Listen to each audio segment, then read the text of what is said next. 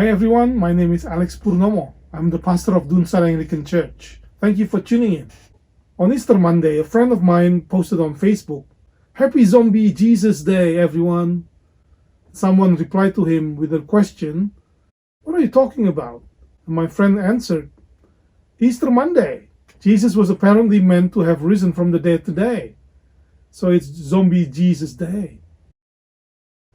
When I saw that post, I assumed my friend was just joking and trying to be provocative. That's what some people like to do on Facebook anyway. But then I thought, what if many people have this misunderstanding that Jesus came from the dead as a zombie? After all, zombies are so popular in our culture. They are in books, films, TV series, yet most people have never read or studied the Bible. And therefore, it wouldn't be surprising that when they hear about someone being raised from the dead, what would naturally come to mind? It's more likely that they would think of a zombie than the risen Jesus that we know in the Bible. I am convinced that the risen Jesus is not a zombie. The zombie in the current pop culture is a fiction. The risen Jesus is not a fiction. In the next few minutes, I'd like to try to show you how I came to that conclusion by using some of the reports of the many eyewitnesses that saw and met the risen Jesus in person.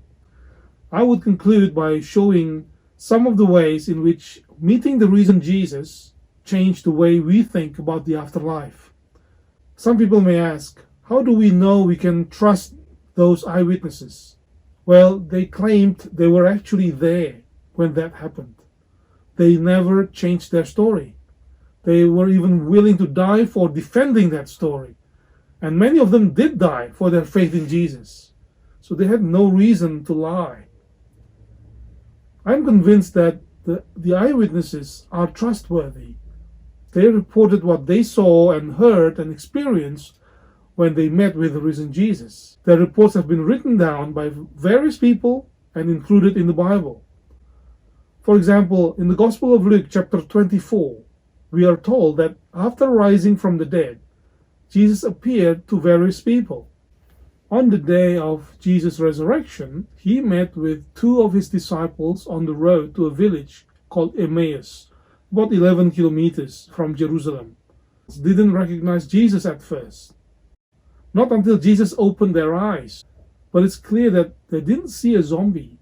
Jesus walked along with them, talked to them, and explained to them what was said in all the scriptures concerning himself. He was a living, breathing human being. Dead bodies look differently, feel differently, respond differently from living, breathing humans. The disciples would have known that. At the same time, the risen Jesus did not have a normal human body. The moment the two disciples recognized him, Jesus disappeared from their sight. Now, a normal human body cannot do that. Later, in Jerusalem, Jesus met with his closest disciples, the 11 apostles. 11 because 12 minus Judas, who betrayed Jesus. They were talking with each other when Jesus suddenly appeared out of nowhere and stood among them. We read in verse 37, they were startled and frightened, thinking they saw a ghost. But Jesus said to them in verse 38, "Why are you troubled? And why do doubts rise in your minds? Look at my hands and my feet. It is I myself. Touch me and see. A ghost does not have flesh and bones, as you see I have." So Jesus told his disciples to touch his body, his hands and feet. Even then, they still did not believe it because of joy and amazement. But they were not afraid of him anymore. And then, to help them believe, Jesus asked for some food. They gave him some broiled fish, and he ate the fish in their presence. If Jesus were a zombie, he would have tried to eat the disciples.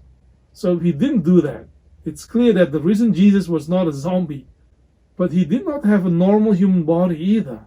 In verse 51, we are told that sometime later, Jesus left his disciples and was taken up into heaven. Again, a normal human body cannot do that. Some people said the disciples were possibly just hallucinating, but that wouldn't make sense. Hallucinations only happen privately. They cannot be shared with another person. So it is impossible for so many people to hallucinate about the exact same thing. So I am convinced that the eyewitnesses were telling the truth. The reason Jesus was not a zombie, but he was raised from the dead in a body that is far more superior than the one we have now. Meeting the reason Jesus changed the way we think about the afterlife. Firstly, the reason Jesus shows that there is an afterlife, and it looks great. We don't dissolve into nothingness. The reason Jesus proves that. His body didn't get corrupted and rot in the grave like zombies' body. No, Jesus came back from the dead in a new state of existence. He had passed from death to life. He was restored to life beyond the grave and no longer touchable by death. Secondly, the reason Jesus shows that Jesus rules, not just in this life, but also in the afterlife. Jesus rules over death. He has defeated death. Jesus is superior to everybody else. Nobody else in the history of humankind has ever died and risen again physically like that. Not Muhammad, not Buddha, not Krishna. Only one person has ever raised from the dead, and that person is Jesus. And that is partly why Christians believe that Jesus is not just fully human, but that in his humanity, Jesus is the ultimate image of what a human being should be like. And Jesus is fully God as well, because nobody can defeat death but God himself. Moreover, in the biblical worldview, death is the result of sin. All humans would die because we are all sinners. But Jesus rose from the dead. That means that he is vindicated. He died on the cross, but not because he was a sinner. He had no sin. And that's good news, because Jesus promised that everyone who trusts in him would share eternal life with him. So Jesus raising from the dead demonstrates that he could actually deliver on his promise. Thirdly, the reason Jesus shows that our body is important to God. Jesus had a normal human body just like we do, and that's why he could die on the cross, but God raised him from the dead, not just as a spirit, but with a body. It's a glorified heavenly body, but it's still a body. That shows God cares not just for our soul or our spirit, but for our body as well. This is another good news for everyone who trusts in Jesus. This tells us that in the life to come, we won't be floating around like spirits without a body. We will have a body just like Jesus does. You will be able to touch and be touched. You will be able to eat and enjoy eating. You won't be eating human flesh and blood like zombies do.